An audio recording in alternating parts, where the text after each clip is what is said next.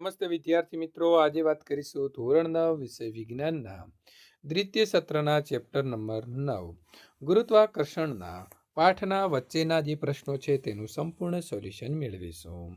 એ પહેલા ચેનલની અંદર પ્રથમ વખત આવ્યા છો તો મિત્રો ચેનલને ખાસ સબસ્ક્રાઇબ કરવા નમ્ર વિનંતી છે. વિદ્યાર્થી મિત્રો, ઇન્ડેક્સના પ્રશ્નોત્તરી 1 ગુરુત્વાકર્ષણના સાર્વત્રિક નિયમ વિશે જણાવવાનું છે. તો વિશ્વનો પ્રત્યેક પદાર્થ બીજા પદાર્થોને પોતાની તરફ આકર્ષે છે. બે પદાર્થો વચ્ચેનું આ આકર્ષણ બળ તેમના દળના ગુણાકારના સપ્રમાણમાં અને તેમની વચ્ચેના અંતરના વર્ગના વ્યસ્ત પ્રમાણમાં હોય છે. આ બળની દિશા બંને પદાર્થોને જોડતી રેખાની દિશામાં હોય છે. પ્રશ્ન નંબર 2 પૃથ્વી તથા તેની સપાટી ઉપર રાખેલા કોઈ પદાર્થ ઉપર વચ્ચે લાગતા ગુરુત્વાકર્ષણ બળનું મૂલ્ય શોધવા માટેનું સૂત્ર લખો. મિત્રો, સૂત્ર તમારે આ પ્રકારે લખવાનું છે. જ્યાં આપણે F બરાબર ગુરુત્વાકર્ષણ બળ, G છે ત્યાં ગુરુત્વાકર્ષણનો સાર્વત્રિક અચળાંક, M E એ પૃથ્વીનું દળ, M છે ત્યાં આપણે લઈશું પદાર્થનું દળ અને R E છે ત્યાં પૃથ્વીની ત્રિજ્યા લેવાની રહેશે. મુક્ત પતન જે છે તેનું તમે શું અર્થઘટન કરો છો? તો જ્યારે કોઈ પદાર્થને કોઈ પણ પ્રકારનું બાહ્ય બળ આપ્યા સિવાય અમુક ઊંચાઈએથી મુક્ત કરવામાં એટલે કે છોડવામાં આવે છે ત્યારે તે પદાર્થ માત્ર પૃથ્વીના ગુરુત્વાકર્ષણ બળની અસર હેઠળ સુરેખ પથ ઉપર નીચે તરફ ગતિ કરે છે. તો આ સંજોગોમાં પદાર્થ મુક્ત પતન કરે છે તેમ આપણે તેને કહી શકીએ. ગુરુત્વીય પ્રવેગનું તમે શું અર્થઘટન કરશો? તો પદાર્થ ઉપર લાગતા પૃથ્વીના ગુરુત્વાકર્ષણ બળને લીધે તેમાં ઉદ્ભવતા પ્રવેગને ગુરુત્વીય પ્રવેગ કહેવામાં આવે છે. આગળના પ્રશ્નો છે. પદાર્થના દળ અને તેના વજન વચ્ચેનો શું તફાવત છે? તો એની વાત કરીશું. તો દળ પદાર્થમાં રહેલા દ્રવ્યના જથ્થાને પદાર્થનું દળ કહે છે. પદાર્થ ઉપર લાગતા ગુરુત્વાકર્ષણ બળને પદાર્થનું વજન કહે છે. દળ એ અદિશ રાશિ છે અને વજન એ સદિશ રાશિ છે.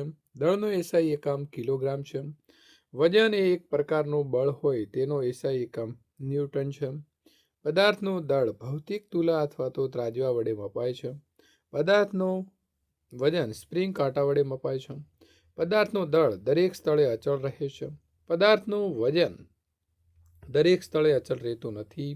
તેનું મૂલ્ય જે તે સ્થળના ગ્રામ ઉપર આધારિત હોય છે. કોઈ પદાર્થનું ચંદ્ર ઉપર વજન પૃથ્વી પરના વજન કરતાં 1/6 ગણું કેમ હોય છે? તો વિદ્યાર્થી મિત્રો, આપણે અહીં સંપૂર્ણ ગુરુત્વ પ્રવેગનું સૂત્ર મૂકી અને જે વજન છે કેવી રીતે ચંદ્ર ઉપર 1/6 એટલે કે 6 ગણું કેવી રીતે હોય છે તેની વાત આપણે કરી છે. તો તમારે અહીં સંપૂર્ણ આવી રીતે ગણતરી સાથે લખવાનું રહેશે.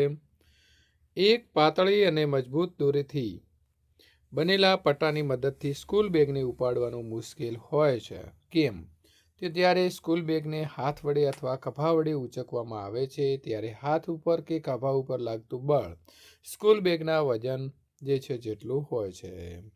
બેગના પટ્ટા પહોળા રાખવાથી બેગનું સમગ્ર વજન વિદ્યાર્થીના હાથ પરના અથવા તો ખભા પરના પહોળા પટ્ટા ઉપર આવે છે. પરિણામે ક્ષેત્રફળ ન વધારે હોવાના લીધે દબાણ એટલે કે P બરાબર ધક્કો F ના છેદમાં ક્ષેત્રફળ A પરથી વિદ્યાર્થીના હાથ ઉપર કે ખભા ઉપર ઓછું દબાણ પ્રવર્તે છે જેના કારણે વિદ્યાર્થી સરળતાથી સ્કૂલ બેગ ઉંચકી શકે છે.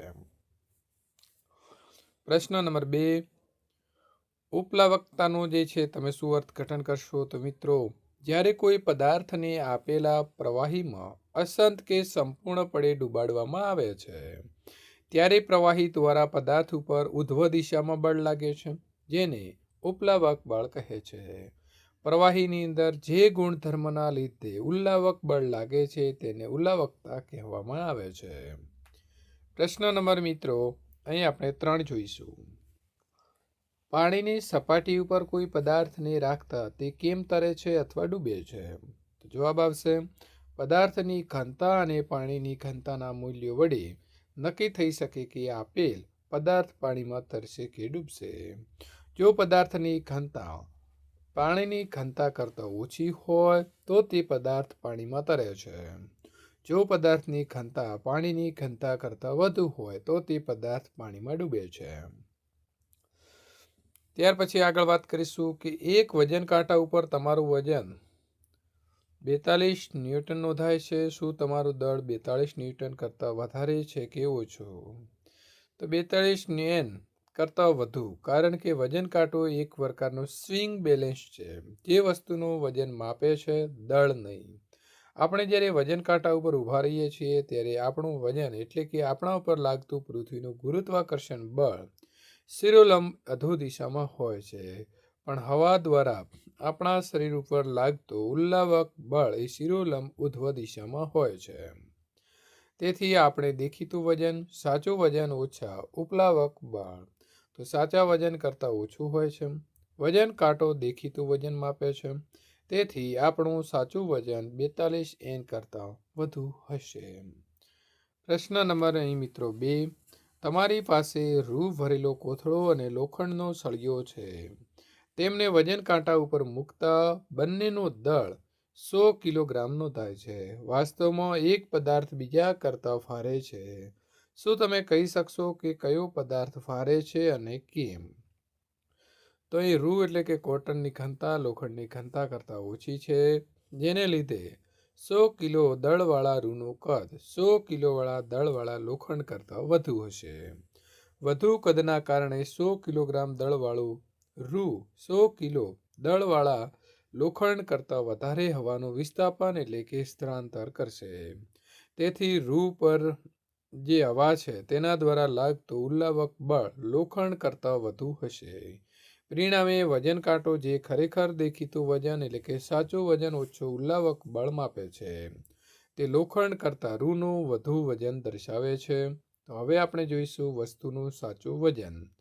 તો વસ્તુનું દેખીતું વજન પ્લસ ઉલ્લાવક બળ. તો હવામાં 100 કિલો દળવાળા રૂનું સાચું વજન હવામાં માપેલા લોખંડ કરતાં વધુ હશે.